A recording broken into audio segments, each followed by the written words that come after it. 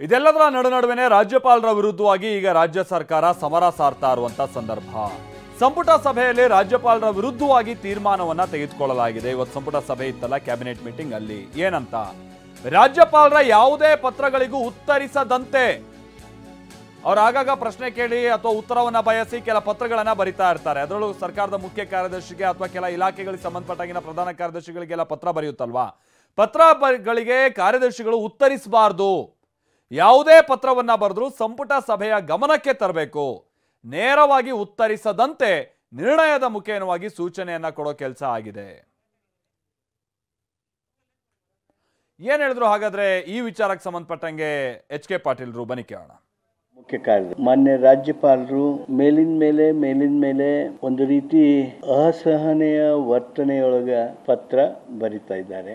ಮಾಹಿತಿಗಳನ್ನ ತಕ್ಷಣ ಕಳಿಸ್ಬೇಕು, ಇವತ್ತು ಕಳಿಸ್ಬೇಕು, ನಾಳೆ ಕಳಿಸ್ಬೇಕು, ಹೀಗೆ ಅಂಥೇಳಿ ಸೂಚನೆಗಳನ್ನ ಕೊಡ್ತಾ ಇದ್ದಾರೆ. ಎಲ್ಲ ನಿಯಮಾವಳಿಗಳನ್ನ ಪರಿಶೀಲನೆ ಮಾಡಿ ರಾಜ್ಯ ಸಚಿವ ಸಂಪುಟ ಯಾವುದೇ ಮಾಹಿತಿಗಳನ್ನ ಯಾರೇ ಕಾರ್ಯದರ್ಶಿಗಳಾಗಲಿ ಅಥವಾ ಮುಖ್ಯ ಕಾರ್ಯದರ್ಶಿಗಳಾಗಲಿ ರಾಜ್ಯಪಾಲರಿಗೆ ಕಳಿಸುವ ಸಂದರ್ಭದಲ್ಲಿ ಕ್ಯಾಬಿನೆಟ್ ಇದರಿಗೆ ಅವುಗಳನ್ನು ತಂದು ಕ್ಯಾಬಿನೆಟ್ ನಿರ್ಣಯದಂತೆ ಮುಂದುವರಿಯುವಂತೆ ಮುಖ್ಯ ಕಾರ್ಯದರ್ಶಿಗಳಿಗೆ ಸೂಚನೆ ಕೊಟ್ಟಿದ್ದೇವೆ.